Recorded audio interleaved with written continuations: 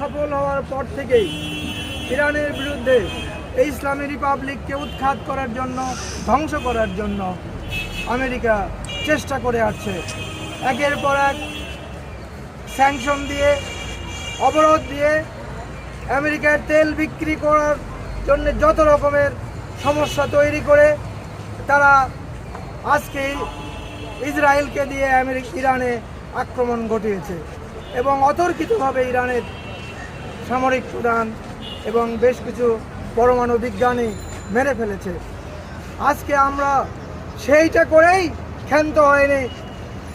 Israel তার ধ্বংসযজ্ঞ আরও এগিয়ে নেওয়ার চেষ্টা করেছিল, কিন্তু ইরান যখন ঘুরে দাঁড়িয়েছে, ইরান যখন মুসলিম বিশ্বের মধ্যে দীর্ঘদিন ধরে ইসরায়েলের ধ্বংস, হত্যা, গণহত্যার পিছনে সারা বিশ্বের মুসলমানদের মধ্যে যে রক্তক্ষরণ চলছিল, ইরান যখন সেই রক্তক্ষরণের প্রতিবাদ এবং জবাব দেওয়া শুরু করেছে, তখন আমেরিকা ইসরায়েলের পক্ষে বাগাড়ম্বর করছে। আমেরিকা ইরানে আক্রমণ করার জন্য হুঙ্কার দিচ্ছে। কিন্তু আমরা মনে করি ইসলামিক রিপাবলিক, ইসলামী ইরান আমেরিকার এই হুমকি ধামকিতে থেমে নেই। তারা তাদের বলিষ্ঠ সামরিক কর্মকাণ্ড অব্যাহত রেখেছে। ইসরায়েল আজকে গাজায় পরিণত হয়েছে।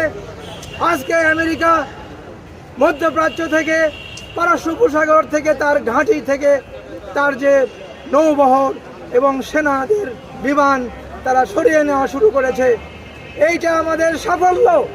আমি বলতে চাই, আজকে মুসলিম বিশ্বের 13টা আরব দেশ, এই 13টা আরব দেশের রাজা বাদশারা আজকে আমেরিকা ইসরায়েলের দালালি করছে। এরা যদি একটা করে রাইফেলের বুলেট ছুটত, তাহলে ইসরায়েল আমেরিকা অনেক আগেই ধ্বংস হয়ে যেত। কিন্তু এরা কোনো জবাব না দিয়ে, এদের অর্থ দিয়ে আজকে আমেরিকা ইসরায়েল ইরানে আক্রমণ করেছে এবং বলছে এরপরে তারা পাকিস্তানে আক্রমণ করবে। ইরান যাতে আণবিক বোমার অধিকারী না হয়, সেই দোহাই দিয়ে তারা এটা করছে।